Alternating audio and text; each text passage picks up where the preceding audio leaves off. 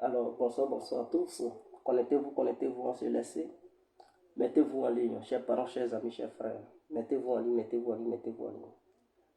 Mettez-vous en ligne, c'est important. Mettez-vous en ligne, c'est très important.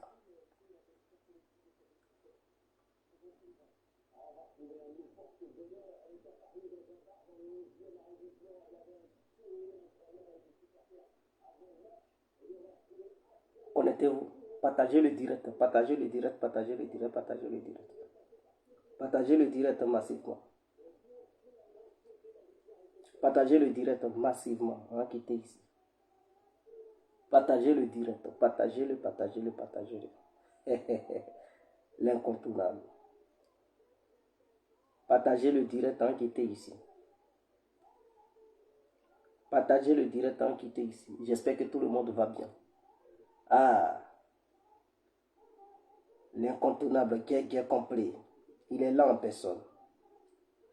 Mettez-vous en ligne. Mettez-vous en ligne. Mettez-vous en ligne. Mettez-vous en ligne. Mettez-vous en ligne. Partagez le direct. Invitez vos amis à aimer cette page. Guerre complet. Ouais, la seule page qui dit la vérité. Et abonnez-vous massivement sur la page. Abonnez-vous massivement sur la page en quitté ici. Abonnez-vous, abonnez-vous, abonnez-vous en quitté ici. Chers parents, chers amis, abonnez-vous en quitté ici. Abonnez-vous en quitté là. Abonnez-vous en quitté là. L'incontournable. Ah, je vais enlever mes verres. Idriss Ali Bamba. Ouais, big up à vous.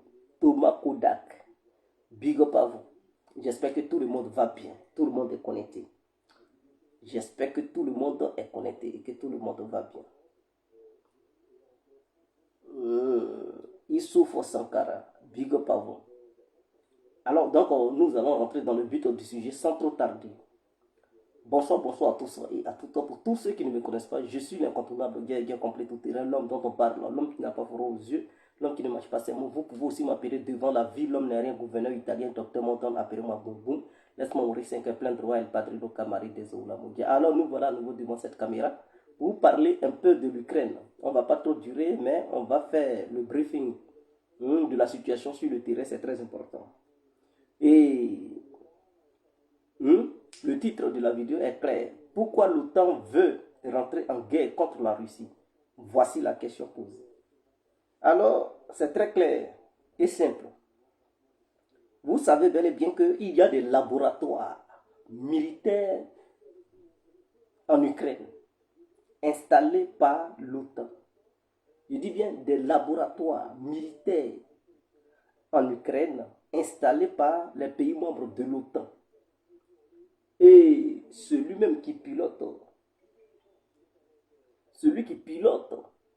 les affaires, ce sont les États-Unis d'Amérique qui pilotent cela. Alors, dans ces laboratoires, ils font croire au monde entier que non, ce sont des laboratoires civils pour faire des recherches dans le domaine de la médecine, donc le domaine médical, et que ce ne sont pas des laboratoires militaires où on construit des armes biologiques offensives. Ok. Est-ce que vous comprenez? La Russie dit et accuse les Américains ainsi que l'OTAN d'avoir installé des laboratoires militaires offensifs. Des laboratoires militaires offensifs où l'OTAN construit des armes biologiques offensives. Objectif, c'était pour détruire la Russie, ainsi que le monde entier. C'est-à-dire les microbes que vous connaissez, vous savez la pandémie qui nous frappe tout le temps, qui nous frappe jusqu'à présent. Là. On ne sait pas d'où ça vient. C'est dans ces genres de laboratoires-là que c'est fabriqué. Et quand ils finissent de fabriquer, eux, ils ont les antidotes. Ils relâchent les virus via des rats, via des oiseaux, via des poissons. Ah oui, tout est possible. Ou bien, ils injectent ça dans l'eau et quand ça attaque le monde entier, eux, ils se font de l'argent derrière Objectif, voir beaucoup de personnes mourir. C'est ça. Parce qu'ils trouvent que l'humanité est assez. C'est-à-dire qu'il y a assez de personnes dans ce monde et que nous sommes environ 8 milliards de personnes. Donc, ils trouvent que nous sommes assez nombreux sur Terre. Et donc, il faut réduire les humains. Donc, eux, c'est-à-dire les élites, ceux qui sont au devant de ces programmes militaires biologiques, ils ont déjà des antidotes. Donc, quand ça frappe l'humanité, eux, ils se soignent dans les coulisses. Donc, ils mettent du temps et ils peuvent mettre 2 ans à 3 ans avant de faire sortir le médicament pour tout le monde. Mais avant cela, beaucoup de personnes meurent et ils se gavent d'argent. Ils font sortir toutes sortes de vaccins, toutes sortes de médicaments. Donc, c'est le business. Et donc, ils utilisent l'OMS pour leur sale besoin, puisqu'ils sont en complicité. L'OMS et ces gens-là sont des complices. Alors, la Russie a mis la main sur certains laboratoires. Et il y a eu des preuves irréfutables que c'était des armes bactériologiques qu'ils étaient la fabriquer. Donc, les Russes ont fait part de cela aux Chinois, aux Indiens et à ceux qui ne sont pas alignés derrière Washington. Ils ont posé ce problème à l'ONU. Les Européens et les Américains ont mis leur veto parce que les Russes ont demandé qu'il y ait une enquête transparente internationale pour définir réellement ce qui se passait dans ces laboratoires. Si c'était des laboratoires civils, comme ils le disent, et que ce n'était pas des laboratoires militaires. Donc, les pays membres du truc de l'ONU, les 5 pays qui ont le droit de veto, la Chine a voté pour l'enquête internationale, la Russie a voté pour, mais écoutez, les 3 autres ont voté contre. Ils ont dit non, ils n'acceptent pas une enquête. Ils ne veulent pas qu'une enquête soit menée. Et ils disent non, c'est faux. Bon, la Russie a frappé certains laboratoires, a bombardé certains endroits où se trouvaient ces laboratoires. Alors, le secrétaire général de l'OTAN, Jens Stoltenberg, je ne sais pas si c'est comme ça on l'appelle, le Finlandais, il est Finlandais d'origine, il dit, il a peur que le conflit se dégénère entre l'OTAN et la Russie à cause de l'OMS. C'est-à-dire, les laboratoires qui sont là-bas maintenant, ils disent plus que ce sont des laboratoires de l'OTAN. Ils disent non, ce sont des laboratoires de l'Organisation mondiale de la santé. Est-ce que vous comprenez? Parce qu'il y a certains laboratoires que les Russes n'ont pas encore frappés. Ils disent non, ce sont des laboratoires de l'Organisation mondiale de la santé. Et donc, ça n'appartient pas à l'OTAN et que c'est une organisation internationale. Ce sont des laboratoires d'une organisation internationale. Donc, il ne faut pas la Russie va toucher à ces laboratoires. En fait, ce qu'ils recherchent, c'est de pousser le reste du monde comme quoi la Russie ne respecte pas l'OMS. La Russie bombarde des laboratoires qui ont été conçus par l'OMS pour faire des recherches et sauver l'humanité tout entière. Donc, eux, s'ils disent que c'est leur laboratoire, parce que la Russie les accuse que c'est pour eux, ils disent non, non, non, non, ce n'est plus pour eux, parce que la Russie a frappé d'autres. Ils disent non, ce n'est pas pour eux que c'est pour l'OMS. L'OMS n'a pas encore tenu un discours officiel pour reconnaître ces laboratoires. Mais on sait que dans les coulisses, ils vont mettre la pression sur le président de l'OMS. Je ne sais pas si on va l'appeler secrétaire. Bon, c'est un truc, c'est un Éthiopien. Ils vont mettre la pression sur lui. Il va dire oui, c'est pour l'OMS. Et donc, qu'est-ce qu'ils disent? Ils disent donc c'est une organisation internationale qui a mis ce programme de recherche sur pied en Ukraine. Et donc, si la Russie continue à frapper ces centres, ça va provoquer une réaction de l'OTAN. Et l'OTAN risque de rentrer en guerre contre la Russie. Et c'est de ça Il dit c'est ça qui le préoccupe, c'est ça qui l'inquiète. Et que c'est ça qui inquiète les pays membres de l'OTAN. Bon. Pour comprendre, c'est que dans ces laboratoires-là, il y a leurs grands spécialistes, les grands chercheurs dans ce domaine. Donc, en frappant ces laboratoires, la Russie est en train d'éliminer certains grands chercheurs occidentaux, que ce soit américains et consorts, ainsi que des grands hauts gradés militaires appartenant à l'OTAN qui travaillent dans ces laboratoires. Donc, en frappant cela, la Russie est en train de faire saigner l'Occident sur le plan militaire. Et donc, du coup, ils voient que non, ils ont beaucoup saigné. Ils voient que, parce qu'ils sont dans la guerre, ils sont impliqués dans la guerre, il faudrait que les gens le sachent. Ceux qui pensent que c'est l'Ukraine seul, ce sont des mensonges. Est-ce que vous comprenez? Ils sont impliqués dans la guerre. L'Ukraine seule ne peut pas tenir face à la Russie. Il faudrait que les gens comprennent ça une fois pour toutes. Une fois pour toutes. Il faudrait que les gens comprennent. Parce que d'autres disent non, petit Ukraine là, la Russie, hein, la grande sœur ou bien le grand frère qui gonfle, qui fait les gros bras, n'arrive même pas à mettre à terre l'Ukraine. Ah bon? Mais la Russie fait face. Non, si l'OTAN intervient, la Russie ne peut pas. Mais l'OTAN est déjà en Ukraine.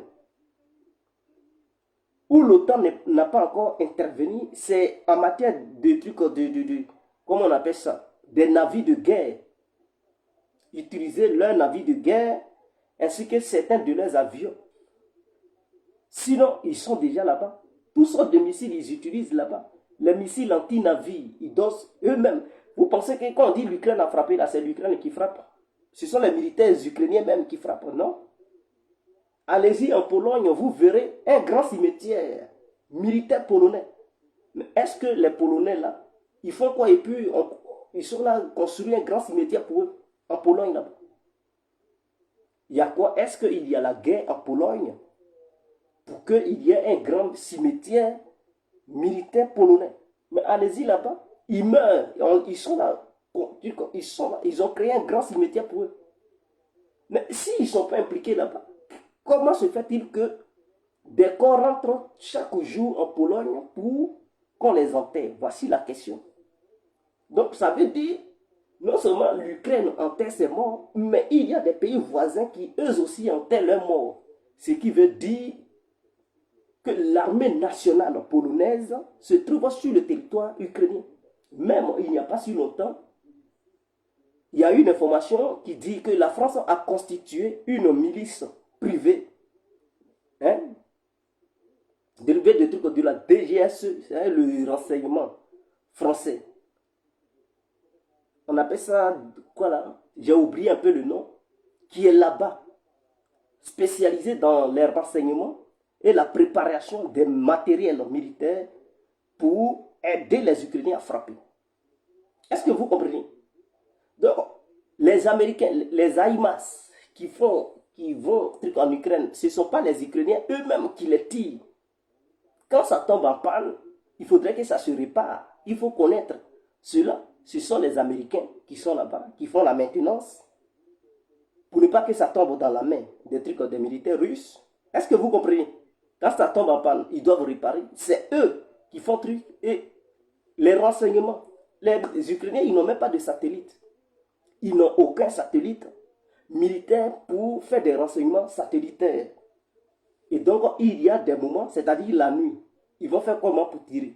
Ce sont les Américains, les Européens, c'est-à-dire les pays membres de l'OTAN qui fournissent, hein, toute cette technologie, toute cette information aux Ukrainiens. Donc, s'ils ne sont pas impliqués là-dedans, mais tout ce qu'ils font là, ça veut dire quoi? Ça veut dire eux, parce que ce qu'ils font là, ils ne font pas à peu près. Hein. Ils mettent tout leur savoir. C'est ça qu'ils mettent. Pour eux, c'est une grande expérience. Pour eux, c'est un grand terrain de bataille. Ils mettent leur savoir. Des gens qui misent des milliards de dollars. Vous pensez qu'ils ne sont pas impliqués? Ils vont dépenser des milliards de dollars pour soutenir seulement les Ukrainiens. Non, ils sont dedans. Quand ils disent on donne 40 milliards de dollars D'autres disent on donne 120 millions. Ceux-là disent bon, on donne un truc, 100 milliards de dollars. On va aider les Ukrainiens. On donne tel... C'est-à-dire, tu n'es pas impliqué dans quelque chose. Et puis toi-même, ton armée, tu dépouilles ton armée pour donner à l'autre. Tu n'es pas impliqué dans une guerre.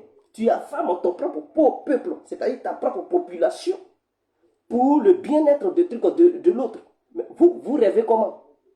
En Europe, ici, là, il y a délestage à terre. Ça frappe pour tous les pays européens qui sont impliqués là-dedans. Les prix augmentent. Qu'est-ce qu'ils disent? Ils disent nous sommes en guerre.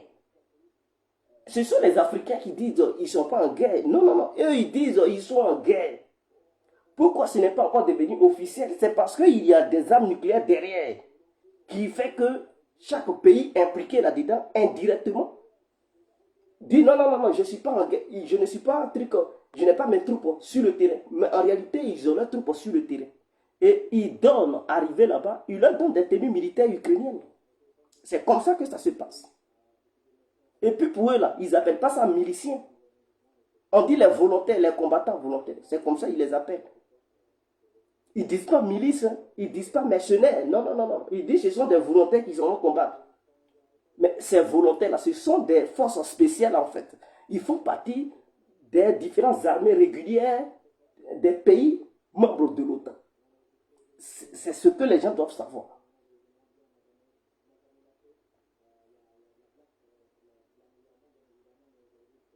Est-ce que vous comprenez? Donc, ils font la guerre par Ukraine interposée. C'est ce qu'on appelle guerre par Ukraine interposée. Et eux-mêmes, ils le savent. Quand l'Ukraine dit ne nous abandonnez pas, ne nous abandonnez pas, vous pensez que c'est quoi? Vous pensez que l'Ukraine seule peut tenir? Les armes que l'Ukraine utilise, ce n'est plus des armes ukrainiennes. Ces armes viennent des pays, c'est-à-dire la Russie mène la bataille contre les pays membres de l'OTAN. Parce que l'armement qui est utilisé maintenant en Ukraine n'est plus un armement ukrainien, n'est plus un armement d'origine soviétique. C'est un armement occidental. L'armement là est un armement occidental. Les HIMARS, les César, les trucs, tout ce que vous pouvez imaginer. Les drones, Bayraktar, tout ce que vous pouvez imaginer sur le terrain de guerre. Les Iraniens, les Ukrainiens fabriquent Bayraktar, ils fabriquent HIMARS, ils fabriquent César, ils fabriquent, je ne sais pas, un truc Javelin, ils fabriquent. Est-ce qu'ils fabriquent tout ça? Non, ils ne fabriquent pas tout ça. Ils ne fabriquent pas tout ça. Alors ça vient d'où? Ça vient de l'Occident. Mais ce sont des nouveaux armements de l'Occident. Les missiles anti-aériens. Mais l'Ukraine n'a plus sa capacité de ces armes soviétiques. La Russie a détruit la défense anti-aérienne ukrainienne qui appartenait à l'Ukraine.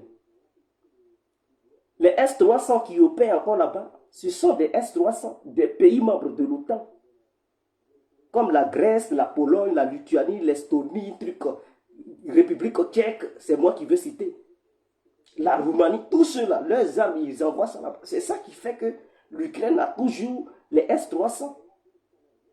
Vous pensez que les S-300, parce que les pays que j'ai cités là, c'était des pays soviétiques. Ça faisait partie de l'ancienne l'URSS. L'URSS qui s'est disloquée en 91, en 1991. Donc vous comprenez. Donc ils ont à peu près les mêmes armements. Même le Maroc a envoyé des armes à l'Ukraine. Vous le savez, vous ne le savez pas. Donc même il y a des pays africains qui sont impliqués là-dedans. Le Maroc envoie des armes à l'Ukraine parce que l'Ukraine avait vendu des armes au Maroc dans les années 90 et 2003. Est-ce que vous comprenez? L'Ukraine avait vendu des armes au Maroc dans les années 90 et 2003. Donc les Américains ont mis pression sur le roi Mohamed VI de donner ces armes marocaines d'origine ukrainienne que le Maroc avait achetées, d'envoyer ça en Ukraine. En retour, les Américains ils vont vendre d'autres armes aux Marocains et le Maroc a envoyé ces armes. Donc ça veut dire que ce qui se passe, ce n'est pas une question d'Ukraine seulement. Même il y avait des mercenaires marocains, vous le savez, ils ont arrêté un Marocain les Russes avaient arrêté un Marocain à Mariupol. Donc, ils sont impliqués. Donc, dès lors que ce n'est plus une question d'Ukraine seulement, et que tous les pays de l'Europe, y compris quelques pays de l'Afrique, ainsi que d'autres pays de l'Asie, et quelques pays de l'Amérique latine, ainsi que l'Amérique du Nord, vous devez comprendre que la puissance militaire russe est loin d'être une puissance faible. Si les Russes étaient faibles, je vous le dis, si les Russes étaient faibles il y a longtemps, ils auraient déjà pris une grosse défaite. L'objectif des Occidentaux, ils disent non, c'est de vaincre les Russes sur le terrain de bataille. Bon, c'est de les vaincre. Qui va les vaincre? Mais c'est l'Occident. Dans leur philosophie, ils veulent vaincre les Russes militairement parlant. Ils sont conscients que l'Ukraine seule ne peut pas vaincre la Russie militairement. Mais puisqu'ils ont assez de mercenaires couverts sous le nom de trucs légion, légion, on ne les appelle pas légion étrangère. Zelensky avait mis un truc sur pied là. Je ne sais pas si c'est légion étrangère pour venir aider les Ukrainiens. C'était la marque de fabricant de l'Occident pour convoyer ces militaires sur le terrain en fait. Souvent ils disent non, on envoie des troupes pour mener des enquêtes. En fait, ce ne sont pas des troupes pour mener des enquêtes. Ce sont des militaires spéciaux, des forces spéciales pour mener la guerre en fait. Voilà. Légion internationale. Il avait mis un truc, ils ont fait un concept, il dit Légion internationale. Et dans ça, il y a des Afghans. Est-ce que vous comprenez? Il y a un Afghan qui a témoigné. Ceux qui ont quitté l'Afghanistan, quand les talibans prenaient le pouvoir, ils ont dit que les Européens les prenaient dans les centres de réfugiés pour leur demander d'aller au front. Dans le cas contraire, s'ils refusent, ils vont les ramener en Afghanistan. Donc, ils prennent les Afghans dans les centres de réfugiés et ils les envoient en Ukraine pour combattre face aux Russes. Ils prennent parce qu'ils avaient formé beaucoup de pilotes afghans. Ils avaient formé beaucoup de pilotes afghans. L'Ukraine manquant de pilotes, ils demandent aux pilotes afghans de prendre les avions que l'Europe fournit à l'Ukraine. D'autres disent, mais depuis là, la Russie n'a pas encore fini d'anéantir l'aviation ukrainienne. Si c'était l'aviation ukrainienne il y a longtemps, elle était déjà anéantie. Le problème, c'est que la Russie anéantit l'aviation ukrainienne. Mais les pays membres de l'OTAN, ils ont des mêmes avions que l'Ukraine, les MiG-29, les MiG-25, les MiG-24. Je dis les Sukhoi 24, les Sukhoi 25 et les MiG-29. Donc, tous les pays membres de l'OTAN certains pays membres de l'OTAN qui faisaient partie de l'URSS, qui ont les mêmes armes que l'Ukraine, ce sont ces pays-là qui envoient ces armes-là en Ukraine. Donc, quand ces armes sont détruites, ces pays-là envoient les armes. Et puis, ces pays ont des industries d'armement qui sont adaptées à la production des armes de l'Union soviétique, donc les armes ukrainiennes en fait. Est-ce que vous comprenez? Donc, puisque les industries d'armement ukrainiennes ont été détruites, alors les armes sont produites en Lettonie, en Lituanie, en Tchécoslovaquie, c'est moi qui veux le truc, c'est la République tchèque, sont fabriqués en Roumanie, sont fabriqués en Pologne. Donc, leurs industries d'armement travaillent. Tout ça pour donner l'Ukraine. Ils produisent des obus, des munitions, tout. Ils produisent ça, ils envoient ça en Ukraine. Donc, vous comprenez. Et lui qui paye, c'est l'Union européenne qui paye. Qui dit, tenez de l'argent, produisez.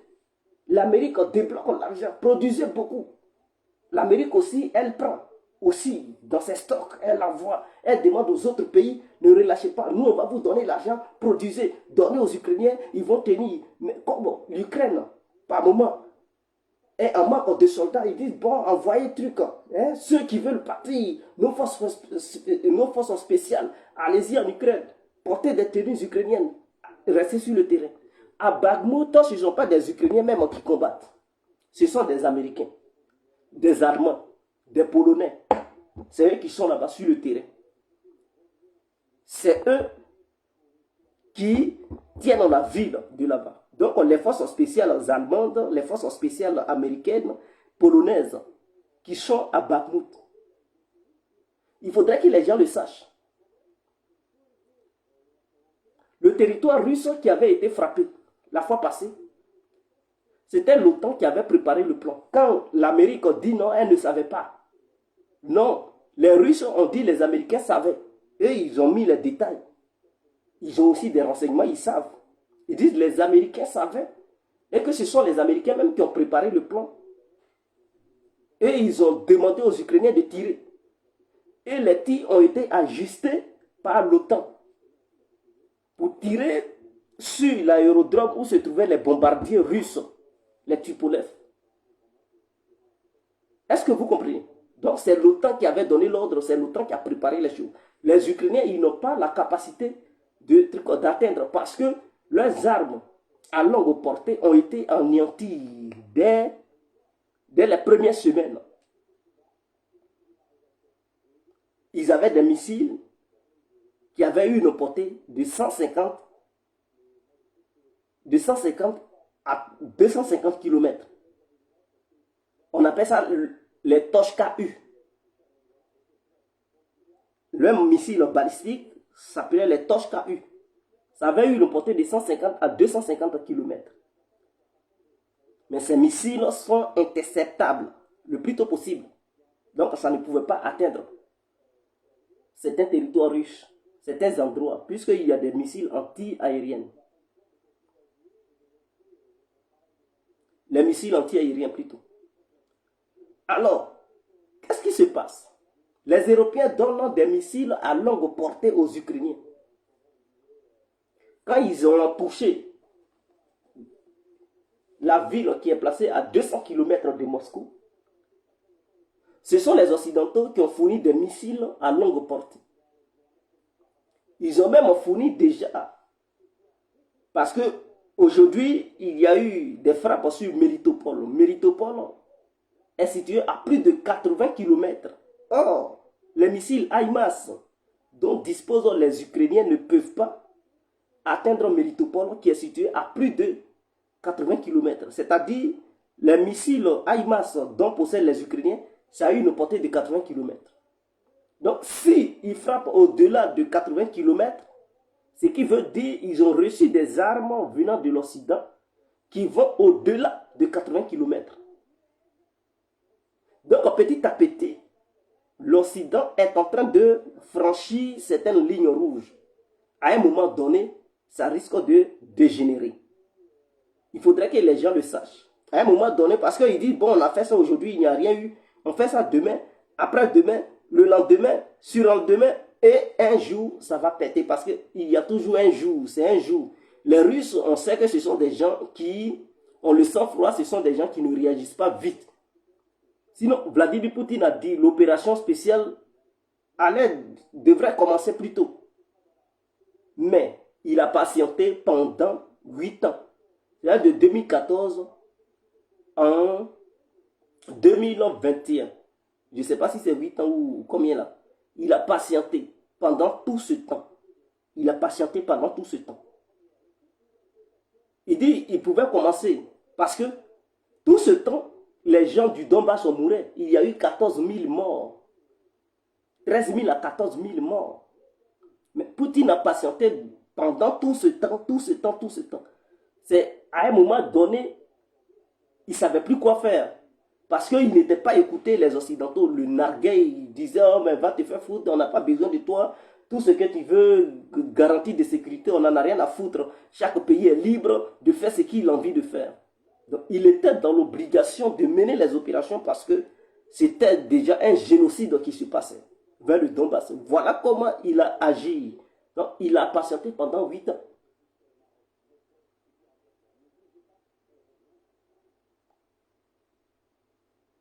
Est-ce que vous comprenez?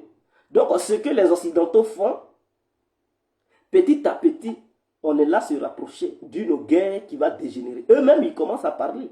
Ils disent, ils ont peur que la guerre dégénère. Ils ont peur que la... Mais si vous, vous avez peur que la guerre dégénère, mais pourquoi vous donnez des armes à l'Ukraine qui vont atteindre certains objectifs en dehors du champ de bataille?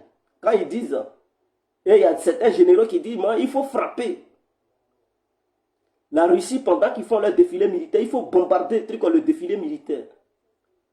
Bon, vous voyez le délit de certains généraux ici en Europe qui disent non, il faut bombarder même le palais de Poutine.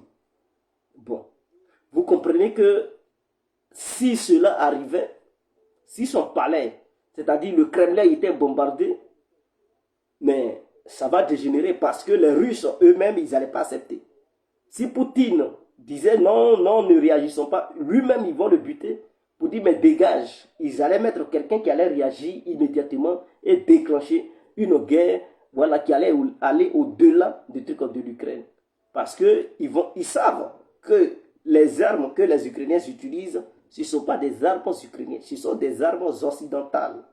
C'est l'Occident qui soutient l'Ukraine. Sans l'Occident, il y a longtemps, Zelensky aurait déjà signé un cessez-le-feu, il aurait déjà cherché un compromis pour aller à la paix. C'est parce que l'Occident le soutient. Le système énergétique qui est bombardé, s'il n'y avait pas l'Occident, les Ukrainiens allaient faire comment pour donner de l'énergie à leur peuple? C'est parce que l'Occident les soutient, voilà pourquoi quand c'est bombardé, ils envoient des groupes électrogènes, et c'est tout. Sinon, les Ukrainiens, eux seuls, ils ne peuvent pas. Ils envoient des groupes électrogènes, ils envoient des pièces pour remplacer. Parce que ces pièces, les usines de fabrication sont bombardées. Donc, les pays qui faisaient partie de l'URSS fabriquent des pièces d'échange qui envoient ça en Ukraine pour changer ça. Quand leur véhicule de combat tombe en panne, ils font sortir ça de l'Ukraine, ils s'en vont réparer ça dans les pays voisins. Et c'est ce qui se passe. Donc l'Ukraine seule ne peut pas. Donc la Russie, la puissance militaire russe, est une puissance à ne pas négliger. Parce que quand vous prenez les pays membres de l'OTAN, un à un, one by one, je dis bien one by one, c'est-à-dire quand tu veux faire parler avec ton ami, là tu dis, si ils sont en groupe et puis ils parlent, tu leur dis, si vous êtes garçons, passons un par un. One by one, vous allez vous laisser pour voir qui a vraiment des os dans ses bras. C'est là on voit qui est fort, qui n'est pas fort. Est-ce que vous comprenez? C'est ça le cas de l'Occident. L'Occident ne parle pas seul. Quand ils parlent, ils vont en groupe. C'est des gens, ils groupent sur toi. C'est de là que non, c'est ça. C'est si ça, ils comptent pour dire on a force, on a force. C'est-à-dire tu as affaire à un, eux tous ils viennent comme des trucs qui groupent sur toi en fait. Sinon, un à un, ils sont incapables d'affronter la Russie. Et je le dis, tout l'Occident, vous prenez les pays occidentaux, vous prenez chaque pays pour dire, bon, affronter la Russie seul. Il n'y a pas un pays qui va bouger. Oui, il n'y a pas un pays qui va bouger pour dire, moi je tape la poitrine, je vais affronter seul la Russie, sans l'aide des autres pays. Ils ne peuvent pas. Eux tous, ils vont refuser. Mais c'est quand ils font un bloc qu'ils crient. Et puis l'Amérique, on ne dit jamais que je vais affronter la Russie seul. Les Américains, toujours l'OTAN. Mais l'OTAN, là, c'est un groupe de pays. C'est une coalition. Donc l'Amérique n'est pas si puissante que ça. Ce que les gens pensent. Ils ont l'argent, certes, à cause de leur dollar qui est utilisé à travers le monde. Donc eux, ils ont des taxes. Et donc ces taxes leur permettent de remplir leur caisse. Est-ce que vous comprenez? Mais la puissance militaire, je ne dis pas qu'ils ne sont pas militairement forts, mais militairement, ils ont certaines limites. Il y a certains pays qui ne peuvent pas affronter seuls. Donc, dans ça, là, ils sont obligés de parler de l'OTAN, de coalition, de l'OTAN, de coalition. Quand ils parlent de la Russie, ils ne disent pas que non, l'Amérique, non. Ils disent non, l'OTAN, l'OTAN, l'OTAN. Est-ce que vous comprenez? Ce qui veut dire tout simplement que non. À un moment donné, il y a un respect. Ils comprennent que la Russie est un gros morceau et que ce n'est pas n'importe quel pays où ils peuvent se permettre pour dire non, on va intervenir. Quand ils parlent de la Russie, ils disent l'OTAN. Ils disent l'OTAN. Ils disent l'OTAN. Donc l'OTAN, l'Amérique ne peut jamais déclencher une guerre contre la Russie sans l'aide de l'OTAN. Est-ce que vous comprenez? Je dis, je mets quiconque au défi. Dans ce monde-là, l'Amérique, les Américains ne peuvent jamais, je dis bien jamais, jamais, mener une guerre contre la Russie sans l'aide de l'OTAN. L'Amérique et la Russie font frontière de l'autre côté de l'Alaska. Mais ils ne peuvent jamais déclencher des hostilités là-bas si ils ne voient pas leurs alliés occidentaux pour dire non, aidez-nous, ceci, cela. Avant de déclencher une guerre contre la Russie, ils vont d'abord consulter leurs alliés occidentaux pour les aider dans leur mission. Ils vont dire, nous sommes devant, mais soutenez-nous. Pour ne pas qu'ils se retrouvent seuls face à face avec les Russes, sans l'aide occidentale. Et donc, ils doivent d'abord chercher l'aide de l'Occident avant de faire quoi que ce soit. Donc, les Américains, il y a certains pays, ils n'ont pas besoin de consulter l'Occident. Mais, avec la Russie, là, avant de faire quoi que ce soit, ils consultent toujours les Occidentaux. Ils demandent toujours les Occidentaux. Les Occidentaux ne peuvent pas faire n'importe quoi sans demander aussi toujours les Américains. Et donc, ils sont comme ça. La Russie, elle est seule. Elle est seule. Et elle fait face à ceux-là. Donc, imaginons que leur coalition, dans quoi ils sont là. La Russie constituait aussi une autre coalition pour les affronter. Vous pensez qu'ils pouvaient tenir? J'enlève mes verres. Je vous demande, pour connaître la vraie puissance militaire, vous dites que l'Amérique est une vraie puissance militaire, la première puissance militaire mondiale, inégalée. Mais quand il s'agit de la Russie, l'Amérique ne peut rien faire seul, sans ses alliés, armes nucléaires ou pas. Il ne peut pas affronter seul la Russie, sans ses alliés. Donc c'est avec leurs alliés, ils jouent des coups sournois, puisqu'ils n'interviennent pas ouvertement. Mais imaginons aussi que la Russie aussi constituait aussi une alliance globale, de la manière eux ils sont là-dedans. La Chine, l'Iran, la Biélorussie, le Kazakhstan, hein, l'Arménie, l'Ouzbékistan, c'est moi qui, le Venezuela, le Cuba, Nicaragua, c'est moi qui veux citer. Hein? Ils faisaient une grande coalition. Le Vietnam et la Mongolie, tout ça là, pour dire, bon, voici notre coalition. Vous pensez que les Américains encore, ils vont parler de trucs. Tout de suite, ils vont dire, bon, on veut un traité pour ne pas que les deux puissances, les deux blocs s'affrontent. On ne veut pas de guerre, ceci, cela. Tout de suite, ils vont comprendre parce qu'ils vont comprendre que si jamais ils font truc, leur bloc va perdre. C'est un fait. Leur bloc va perdre. Donc, tout de suite, ils vont chercher des compromis. Ce qu'ils font à la Russie, l'affrontement qu'il y a en Ukraine entre la Russie et les autres, l'OTAN, si c'était un pays membre de l'OTAN, imaginons la France ou l'Angleterre ou l'Amérique, ils ne pouvaient pas tenir. Est-ce que vous comprenez? Si c'est l'Amérique qui était en conflit avec un pays, et que tous ces pays se coalisaient pour aider ce pays-là, envoyer des armes, des mercenaires, les former, leur donner des renseignements satellitaires et tout, l'Amérique ne pouvait pas. Elle allait fuir la queue entre les jambes, quitter ce pays le plus tôt possible. Elle n'allait même pas tenir pendant 10 mois. Elle allait tout de suite chercher des compromis. Mais avec la Russie tient. C'est-à-dire la première puissance mondiale. La troisième et la quatrième et la cinquième puissance mondiale. Première, quatrième et cinquième puissance. Donc il y a 3 puissances nucléaires, puissances mondiales qui font coalition. En dehors de ces puissances, il y a maintenant d'autres puissances. Sur le plan technologique, consorts, qui ont fait coalition, qui combattent la Russie. Sur tous les fronts. Mais malgré ce front économique, oui, il y a une guerre économique qui se passe contre la Russie. Vous le savez. je dis bien guerre économique qui se passe contre la Russie, parce que ces pays-là ont fait un bloc pour sanctionner la Russie, mettre la pression à travers le monde pour demander aux autres pays de s'aligner sur leur position et tout. Donc il y a eu une guerre économique, une guerre militaire.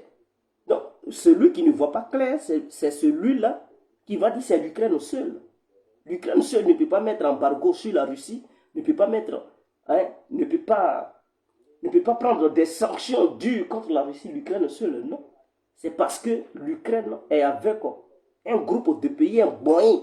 Ils sont en tas. C'est ceux-là qui mènent la guerre contre la Russie. Et donc la Russie fait face à plusieurs paramètres, à plusieurs volets. Guerre économique, guerre technologique, guerre militaire, guerre informationnelle. Donc, dans tous ces domaines, la Russie, elle est seule. Elle fait face à tout ça. Dites-moi le nom d'un seul pays membre de l'OTAN en dehors des Américains qui peut tenir. Est-ce que la France peut se tenir? C'est-à-dire les pays, imaginons que les pays membres de l'OTAN, la France était en dehors de ça. La Russie, l'Amérique, l'Angleterre, tous ces pays-là sanctionnent la France sur le plan économique. Est-ce que la France peut tenir pendant 3 mois? Non. Même les pays africains, s'ils se mettent ensemble pour sanctionner la France chute. Hein? 1 mois, 2 mois, la France tombe. Est-ce que vous comprenez? Donc, imaginons que la France n'est pas parmi et que ces pays-là se coalisent, sanctionnent la France. Ces pays-là se coalisent pour donner des armes à ce pays que la France combat. Est-ce que la France peut tenir pendant 1 mois? Non. Le cas pour l'Angleterre? Non. Bon. Imaginons que l'Amérique, toute l'Europe, la Russie, ils se coalisent pour sanctionner les Américains. Et ils disent, non, on ne veut plus coopérer avec vous. Et tout, vous combattez tel pays, on donne des armes à ce pays. Et ils font la guerre économique, guerre militaire, tout, sur tous les fronts. Vous pensez que l'économie américaine va aller bien à merveille? Non, ça va déclencher une guerre civile aux États-Unis. Ils sont armés, chacun va prendre son arme pour commencer à faire n'importe quoi. Ça va exploser l'Amérique. C'est parce qu'eux, ils n'ont jamais subi ça. Le jour où ils vont subir ça, ça sera l'explosion totale de l'Amérique. Ça sera la première fois et ils ne sauront pas quoi faire. Est-ce que vous comprenez? Mais la Russie tient le coup. Depuis 10 mois, ça va faire 1 an bientôt. Ils tiennent le coup. Les Russes tiennent le coup. C'est là que je vois que la Russie a une vraie puissance militaire. Et que l'économie russe est une économie vraiment solide. De la manière les gens nous ont fait croire que non, l'économie russe, le PIB russe était comme celui de l'Espagne ou de l'Italie, ça ne valait rien, ça allait tomber. Mais avec le temps, ils ont compris que non, ce n'était pas le cas. Et que la Russie avait une économie solide. Et que le PIB, ce qu'ils nous ont dit, c'était des ragots. Que c'était des mensonges. Est-ce que vous comprenez?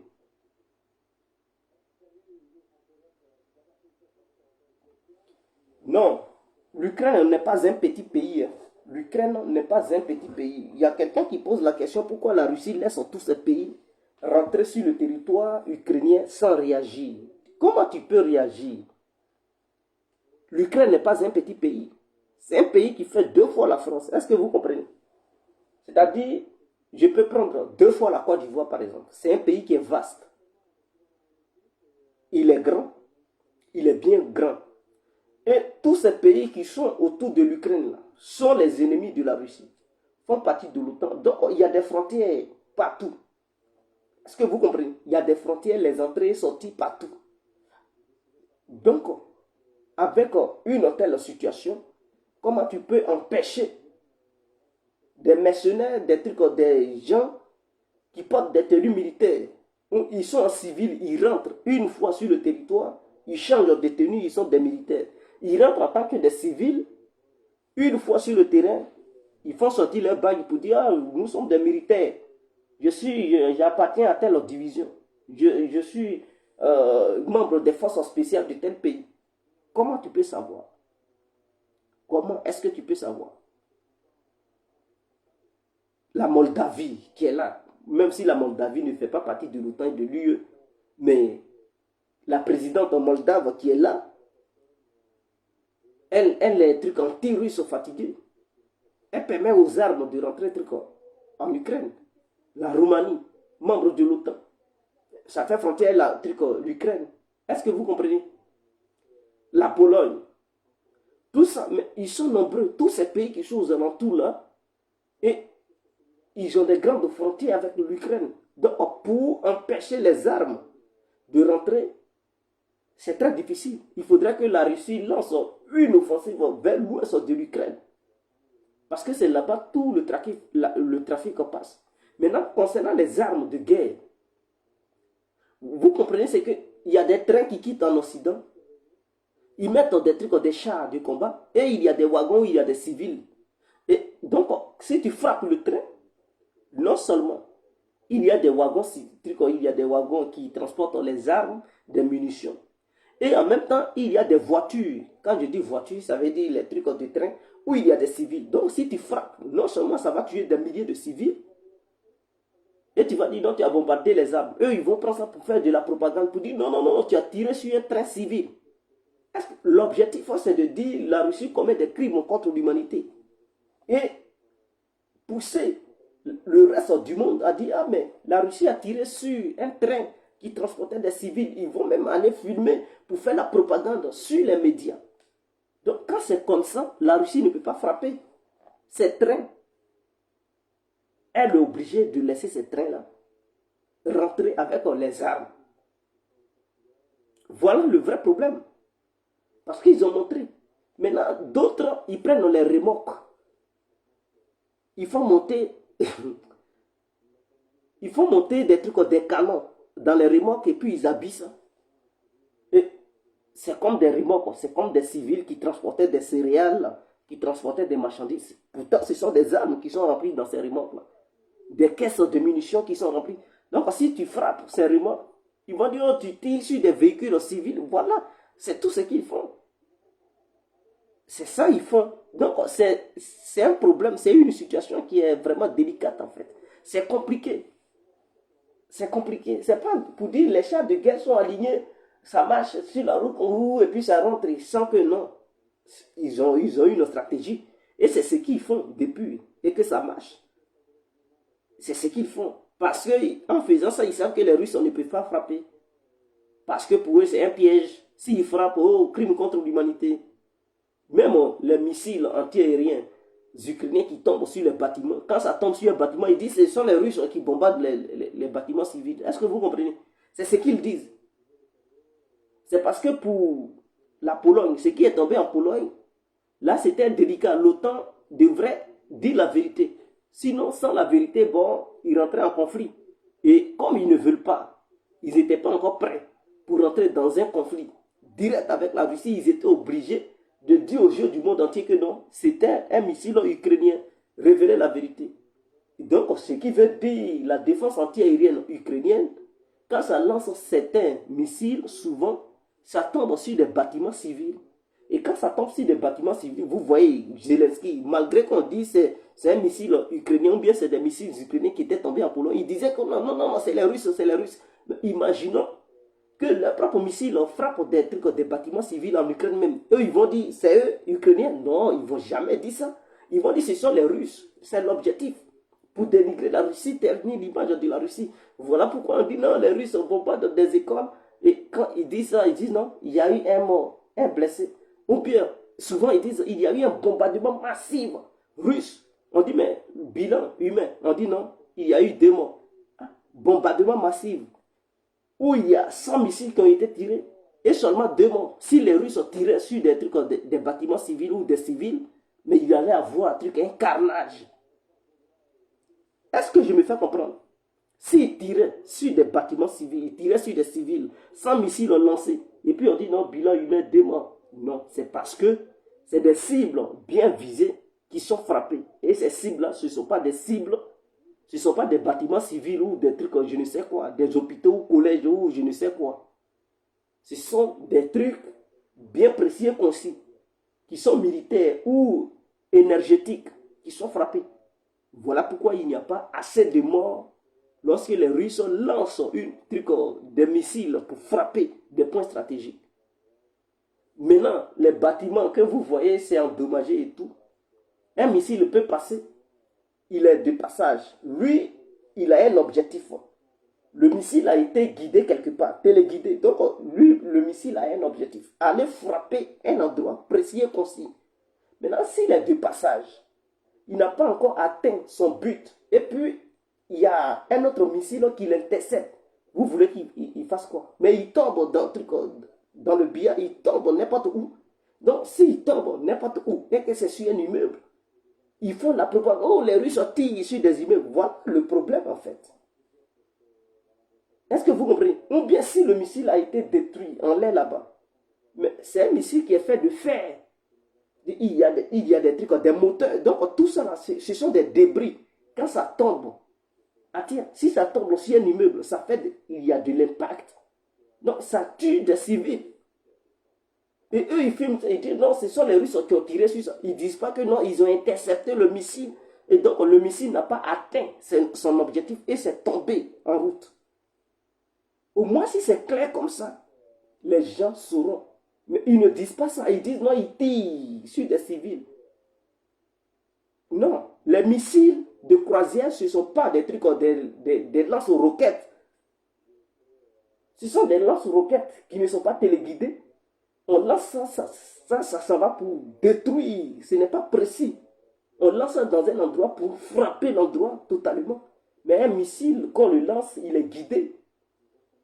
Il y a un GPS en lui. Et il y a les données. C'est-à-dire, on met l'adresse. Le missile a en lui l'adresse là où il doit frapper. Si on dit, c'est chez telle personne, l'adresse est déjà... C'est un truc on ne peut pas comprendre, mais c'est une technologie. Le missile est en liaison avec les satellites. C'est comme si tu es dans ta voiture, le GPS. Tu allumes ton GPS. Et ton GPS te guide l'adresse de là où tu t'en vas. C'est la même chose dans le missile là.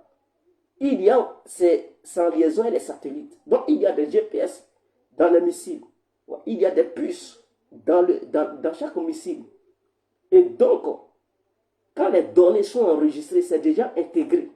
Avant de lancer le missile, on met les données et ça rentre, c'est électronique, ça rentre déjà dans le missile. Donc quand le missile décolle, automatiquement, ça prend sa route. On dit, toi, tu t'en frappé là, l'autre, c'est là-bas. Donc chaque missile, on prend sa voie, son chemin. Il s'en va seulement, il tape là où on l'envoie. C'est comme ça. Ce n'est pas l'être humain qui soulève ça. Non, non. Chaque missile est téléguidé. À 1000 km, 2000 km, on dit qu'il faut frapper tel endroit. Lui, il s'en va, c'est là-bas, il s'en va frapper. Les données sont déjà inclus dans le missile. Le missile, il prend le départ, il s'en va, il frappe. Donc, ce sont des missiles qui sont précis. Si le missile rate sa cible, c'est au moins 2 mètres ou 3 mètres. Mais à 2 mètres ou 3 mètres, quand il explose, l'endroit où il devrait frapper là, l'endroit est souvent atteint. Parce que ça fait des dégâts. Donc quand ça explose, ça fait douille. C'est une boule de feu qui s'épapille partout. Donc l'endroit où il devrait frapper, l'endroit est atteint. Qu'il pleut, qu'il neige, ça frappe l'endroit. C'est comme ça.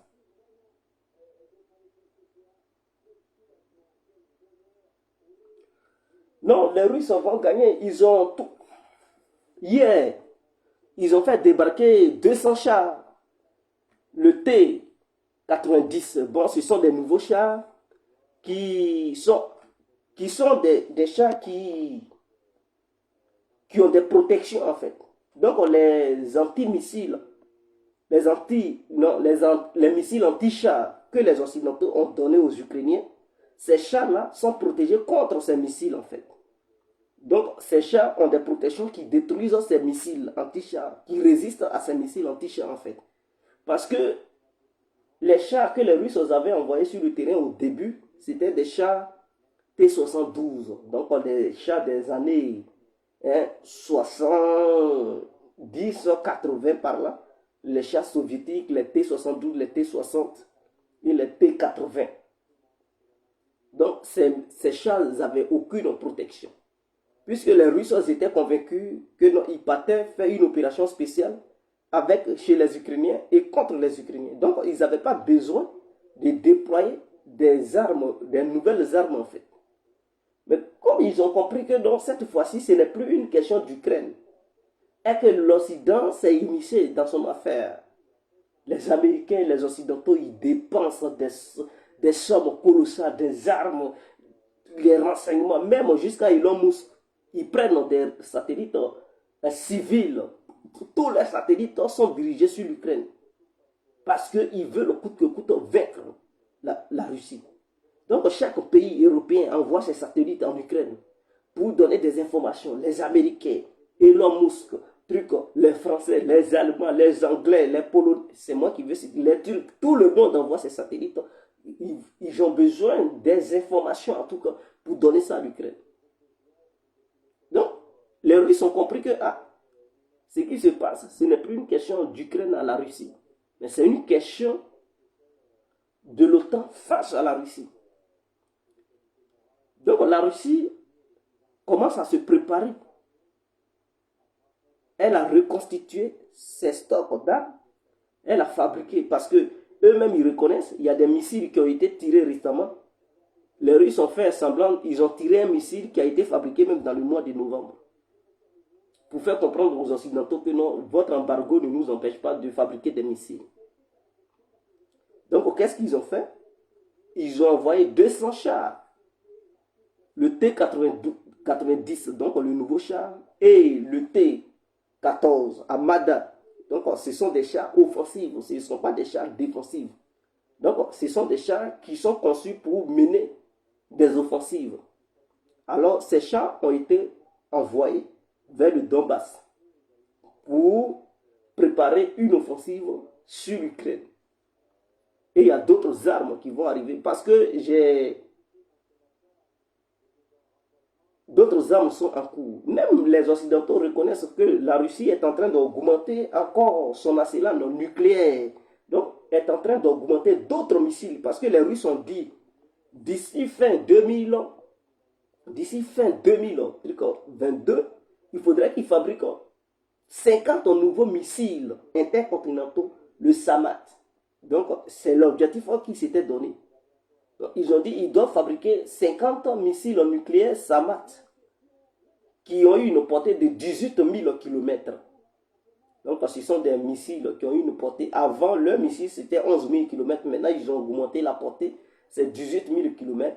Et ils s'étaient donné comme objectif de fabriquer 50 missiles. Donc, d'ici, ils vont dire 1er janvier, et même les Occidentaux, les Américains reconnaissent que la Russie est en train d'augmenter son stock d'armes nucléaires en fabriquant des nouveaux missiles intercontinentaux nucléaires.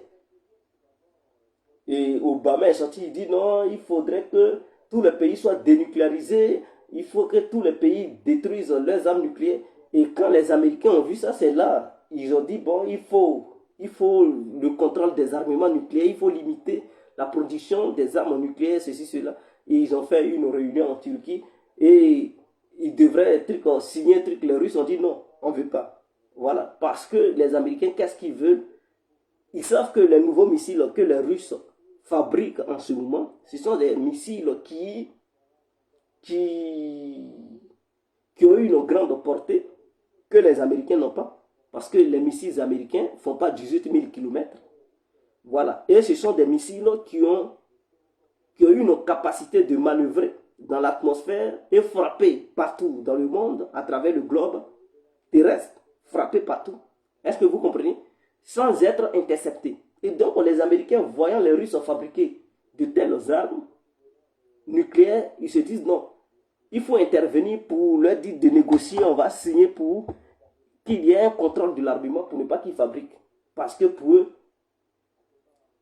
ils ont une ambition de déclencher une guerre contre la Russie. Et donc, si la Russie augmente son stock nucléaire avec des armes performantes, mais c'est un risque pour eux, parce que s'ils déclenchent, ils savent que l'Amérique ne sera pas épargnée, ça sera aussi frappé, comme Moscou sera frappé, et donc du coup, ils commencent à réfléchir.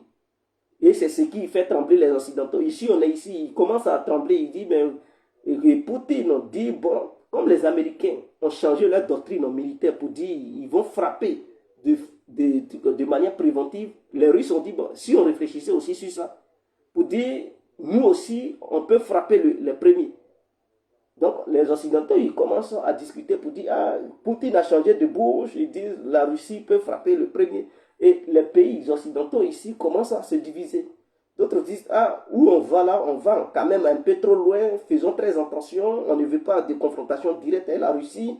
Et donc, ce qu'on fait, nos actions en Ukraine commencent à dépasser les bornes.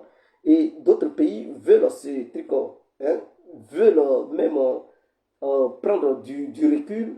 D'autres disent non, allons, allons. Et donc, il y a un débat ici, en Europe, en ce moment.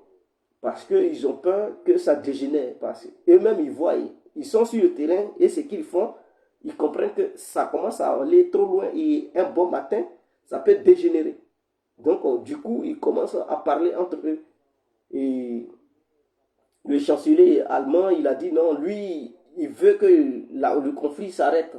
Le conflit en Ukraine s'arrête. Il veut, truc, comment on appelle ça, une solution politique et tout. Mais il y a d'autres pays qui sont opposés, il y a d'autres pays qui sont des vagues en guerre et qui sont là, ils souffrent le chaud et le froid. Donc, voilà.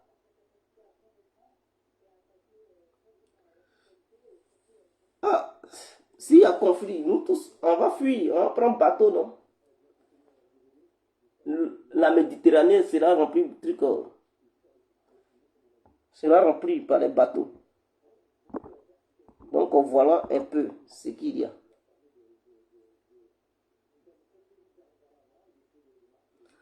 Aujourd'hui, il n'y a pas encore d'offensive militaire parce que le problème est que on a duré, hein, donc on va couper le direct à bientôt. Le problème est que il neige en ce moment et c'est pas une neige qui endurcit encore le sol en fait. Il y a encore de la boue dans certains endroits et les chars de guerre, si tu lances une offensive, ça peut s'enfoncer dans certains endroits. Et donc, il faut attendre quand la neige, quand le froid va atteindre dans les moins 20, les moins 25 degrés, alors la terre va être congelée, bien dure. Et quand c'est dur maintenant, les chars de combat peuvent marcher sans s'enfoncer. Il n'y aura plus de boue pour retenir les chars. C'est ça. C'est ça que les Russes attendent. Parce qu'en ce moment, il y a de la boue et tout. La neige qui tombe, ça se fond et ça crée de la boue. Mais d'ici, ils vont dire au milieu de ce mois de décembre, hein, la température va augmenter. Donc, quand je dis, ça va baisser encore plus. Donc, ça peut atteindre les moins 20, les moins 25. Et donc, du coup, ça va rendre la terre très dure. Même les eaux, hein, les mares qui étaient là où les chats ne pouvaient pas passer, ça va devenir dur, ça va devenir de la glace. Donc, un char de guerre peut passer sur ça sans s'enfoncer. Et voilà. Et les rivières et tout, ça va devenir congelé. Et donc, les chars de guerre peuvent les traverser sans aucune difficulté. Et donc, voilà, les Russes attendent ce moment-là pour frapper. Et les Occidentaux, les armes occidentales ne sont pas adaptées à la fraîcheur. Il y a la fraîcheur en Europe, je comprends. Mais la fraîcheur de l'Europe, ça atteint, si c'est trop élevé, c'est les moins 10. Ou bien les moins, souvent même ça n'atteint même pas les moins 10. Là-bas, c'est les moins 30, les moins 25. Donc, leurs véhicules qu'ils fabriquent en Europe ici, leurs véhicules militaires ne sont pas adaptés à un terrain où il fait beaucoup froid. Parce que souvent, les canons ne répondent plus. Quand il fait beaucoup froid, quand ils veulent tirer, ça ne répond plus. Souvent, leur véhicule, le moteur de leur véhicule ne s'allume pas quand il fait beaucoup froid. Donc, leurs chars de guerre, souvent, quand ils envoient ça sur ces genres de terrain, de théâtre, mais en plein hiver, souvent, ça ne démarre pas. Ils veulent démarrer, ça ne démarre pas. Donc, le système électronique, souvent, c'est perturbé. Et donc, du coup, les Ukrainiens disent même qu'ils rencontrent ce genre de problèmes avec leurs matériels occidentaux qu'ils ont. À un moment donné, souvent, ça s'est perturbé à cause de la fraîcheur et tout. Souvent, d'autres chars ne s'allument pas, d'autres s'allument, et ils ont ces problèmes techniques-là. Donc, du coup, ils ne savent pas quoi faire. Et c'est ce qui se passe à Bakhmout. Ils abandonnent même certains matériels de guerre.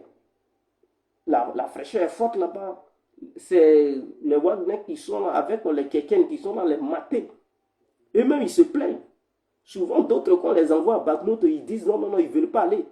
Parce que là-bas, là, ils perdent au moins 200 à 300 hommes par jour. Ils perdent 200 à 300 hommes par jour. Mais Zelensky dit qu'il ne faut pas, ils vont laisser la ville tomber. Et ce sont les étrangers là, voilà, c'est là-bas même les Polonais, ils meurent beaucoup. On les envoie leur corps. Parce que c'est une ville stratégique. Si cette ville tombe dans la main des Russes, c'est une ville qui est sur une plaque tournante. Donc il y a une grande autoroute, il y a Sloviansk, il y a Kramatorsk, et ça va dans toutes les directions. Donc si la ville tombe, les Russes auront un boulevard, plusieurs boulevards devant eux pour mener des contre-offensives en même temps dans plusieurs endroits. Donc ils peuvent attaquer Kramatorsk, Sloviansk et dans d'autres endroits en même temps. Donc du coup, mais pour attaquer là-bas, il faut traverser cette ville. Voilà pourquoi les Ukrainiens, ils perdent beaucoup de personnes. Beaucoup sont blessés par jour. Mais l'OTAN a fait comprendre à Zelensky de ne pas laisser tomber cette ville. Et les Russes, eux, ils disent ils vont prendre cette ville. Voilà pourquoi Bakhmout est détruit. Les maisons sont bombardement sur bombardement. Bombardement sur bombardement. Et d'autres, ils viennent en renfort, ils quittent en Kherson, ils quittent dans les pays membres de l'OTAN, ils vont là-bas à Bakhmout parce qu'ils ne veulent pas que la ville tombe. Et c'est là, on appelle ça Achoua à viande, c'est là-bas les Ukrainiens. C'est-à-dire, si ils ne prennent pas la bonne décision, ils vont perdre beaucoup de troupes et ils vont perdre beaucoup de militaires. Et pour finir, ils auront un problème. Ils seront dans l'obligation de mobiliser encore et les pays membres de l'OTAN seront dans l'obligation d'envoyer encore plus de militaires otaniens pour soutenir Kiev. Donc voici un peu ce qui se passe là-bas. Mais les Russes avancent. Ils sont là, ils ne rentrent pas dans la ville de Bakhmout, ils contournent la ville. Ils vont comme ça, ils contournent la ville au milieu. Ils ont déjà, de l'autre côté, ils sont arrivés déjà au milieu, la ville au milieu, ils sont là contourner la ville et tout pour encercler la ville en fait. Ils veulent couper les lignes d'approvisionnement, les autoroutes qui permettent, puisque la ville est une plaque tournante, donc ils veulent contourner la ville pour couper ces autoroutes-là et depuis là-bas mener des offensives depuis ces autoroutes-là et laisser la ville au milieu,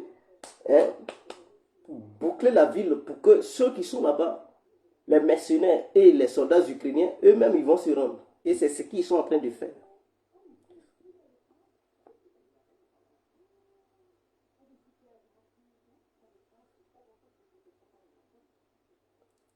Donc voici un peu ce qui se passe à Bakhmout. Donc à Bakhmout, les Russes avancent, ils avancent, ils avancent. Ils avancent et les Ukrainiens eux-mêmes, ils se plaignent, ils perdent beaucoup de trucs. Il y a des mercenaires même qui fuient. D'autres fuient. Quand on dit Bakhmout, ils disent non, ils ne vont pas. Ils ne vont pas parce que les Russes, quand ils se sont retirés de Kherson, ils ont envoyé une grande partie de leur artillerie vers Bakhmout. L'objectif, c'était de prendre Bakhmout, libérer le Donbass en fait. Libérer tout le Donbass parce que l'autre a dit ça.